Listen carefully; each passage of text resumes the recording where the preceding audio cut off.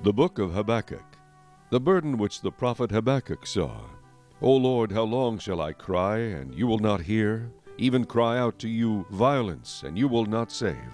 Why do you show me iniquity and cause me to see trouble? For plundering and violence are before me. There is strife and contention arises. Therefore the law is powerless, and justice never goes forth.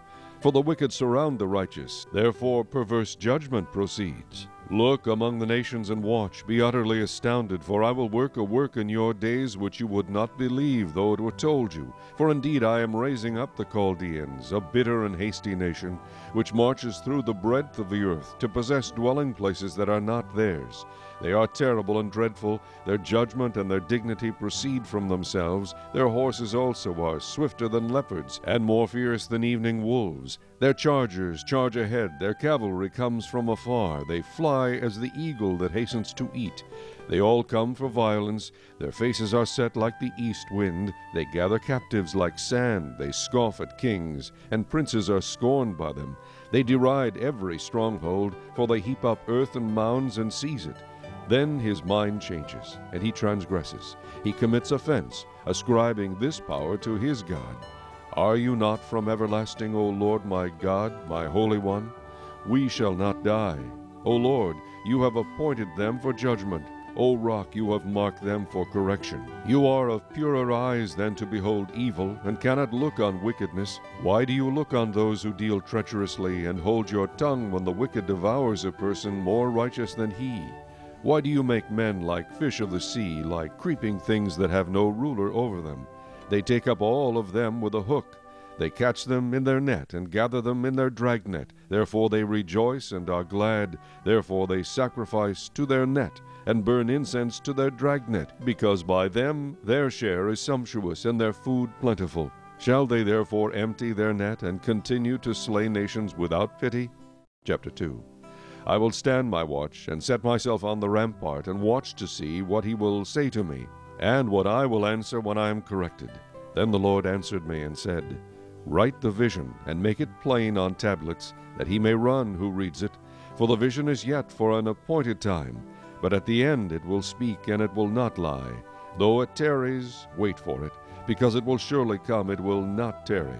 Behold, the proud, his soul is not upright in him, but the just shall live by his faith. Indeed, because he transgresses by wine, he is a proud man, and he does not stay at home, because he enlarges his desire as hell, and he is like death and cannot be satisfied. He gathers to himself all nations, and heaps up for himself all peoples. Will not all these take up a proverb against him, and a taunting riddle against him, and say, Woe to him who increases what is not his, how long? And to him who loads himself with many pledges.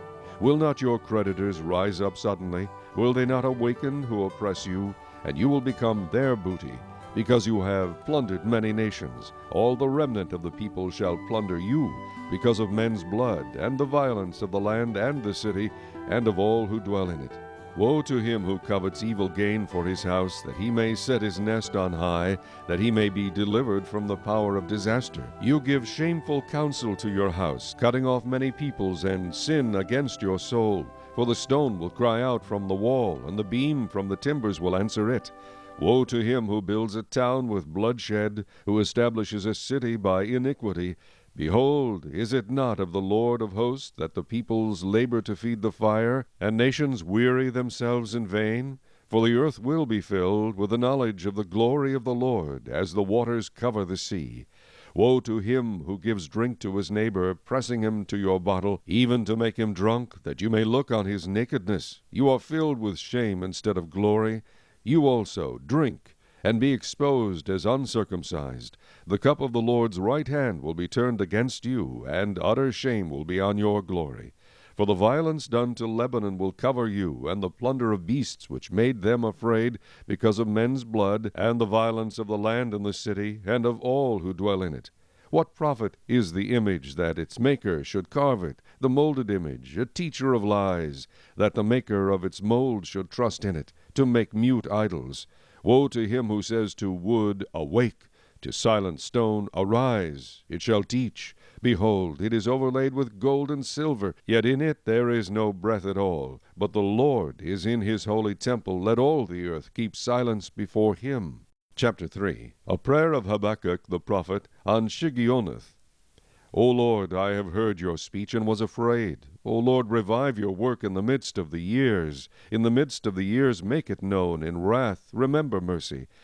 God came from Teman, the Holy One from Mount Paran, Selah. His glory covered the heavens, and the earth was full of his praise. His brightness was like the light. He had rays flashing from his hand, and there his power was hidden. Before him went pestilence, and fever followed at his feet. He stood and measured the earth. He looked and startled the nations. And the everlasting mountains were scattered. The perpetual hills bowed. His ways are everlasting. I saw the tents of Cushan in affliction. The curtains of the land of Midian trembled. O Lord, were you displeased with the rivers? Was your anger against the rivers? Was your wrath against the sea, that you rode on your horses, your chariots of salvation? Your bow was made quite ready. Oaths were sworn over your arrows. Selah. You divided the earth with rivers. The mountains saw you and trembled. The overflowing of the water passed by. The deep uttered its voice and lifted its hands on high. The sun and moon stood still in their habitation. At the light of your arrows they went, at the shining of your glittering spear. You marched through the land in indignation. You trampled the nations in anger. You went forth for the salvation of your people, for salvation with your anointed. You struck the head from the house of the wicked by laying bare from foundation to neck. Selah. You thrust through with his own arrows the head of his villages. They came out like a whirlwind to scatter me. Their rejoicing was like feasting on the poor in secret. You walked through the sea with your horses, through the heap of great waters. When I heard, my body trembled, my lips quivered at the voice. Rottenness entered my bones, and I trembled in myself, that I might rest in the day of trouble. When he comes up to the people, he will invade them with his troops. Though the fig tree may not blossom, nor fruit be on the vines, though the labor of the olive may fail, and the fields yield no food, though the flock may be cut off from the fold, and there be no herd in the stalls, yet I will rejoice in the Lord. I will joy in the God of my salvation. The Lord God is my strength.